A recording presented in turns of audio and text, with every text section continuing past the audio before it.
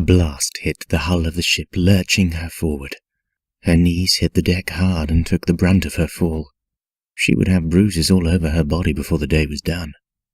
She scrambled back to her feet, feeling her way toward the entrance to get below deck and the safety of her cabin. The cannons fired again, and another explosion rocked the hull. Vibrations rolled across her fingers as she moved against the side of the ship. "Hurry, for the love of God, make haste! We're gonna die at this slow pace." Her mate's voice was filled with terror. "Why did I let the Earl talk me into joining you on this voyage back to England? I'd be safe in my bed on the island if not for you." A part of Evelyn knew Abby didn't like her. This was all the confirmation she needed. "If I'm such a burden, you can leave me alone."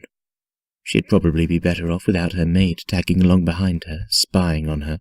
She didn't doubt Abby would report her every move back to her father. Soon he would have no control over her life. A new man would have that honor. She had only met the Duke once when she was a small girl. He'd seemed so foreboding then, but not unkind. Evelyn hoped her original assessment wasn't wrong. It was easy to fool a girl, but as a woman she would see through any facade he presented her. Under her father's tutelage, she had been trained for any possibility. She had had to grow strong and able to withstand anything because of his unruly temper and exact expectations. Abby stuck her chin in the air defiantly. "Good riddance, too. I'm sure the pirates will find you lovely." She scooted past Evelyn and headed down to the cabin.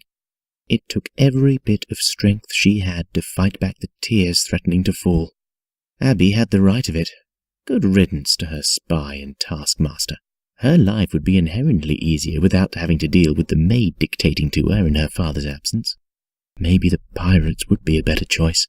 "Prepare to be boarded," a pirate called out.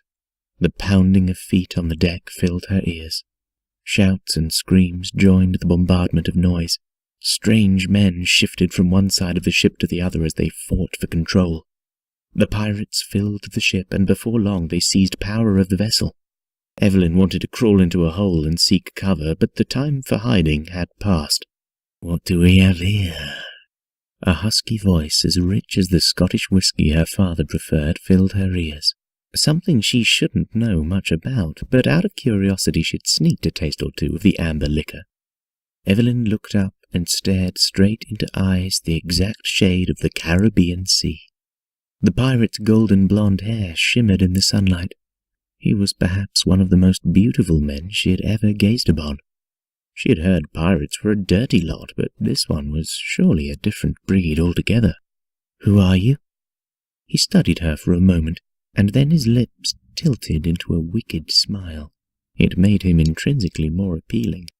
The sexy beast was too gorgeous for his own good. He would be devastating to the female population if he were unleashed upon them. "Captain Jack Morgan at your service." He bowed to her. "Percy, come help the lady board the Siren Song. She's going to join our crew as my mistress." "But, Captain," the pirate stammered. "Are you refusing to follow a direct order?" Captain Morgan glared at him. "No, Captain." He bowed his head in submission. He leaned in and said with a loud whisper, "Women are a curse on board a ship." "I don't bow down to superstition.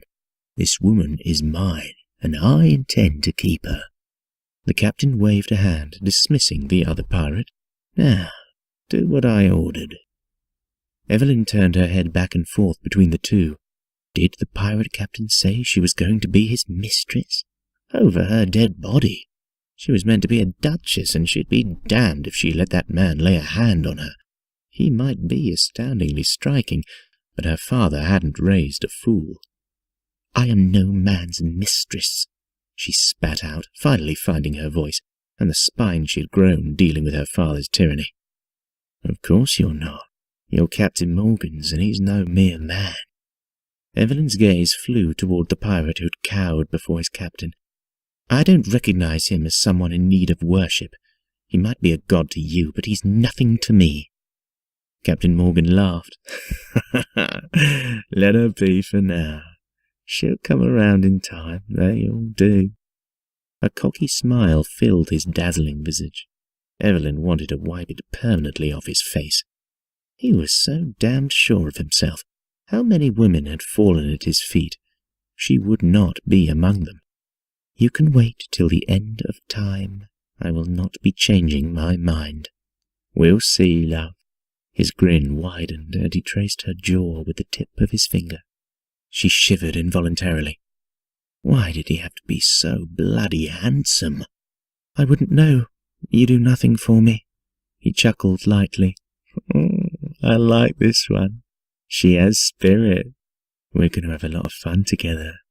He turned toward the other pirate. Take her aboard the ship now.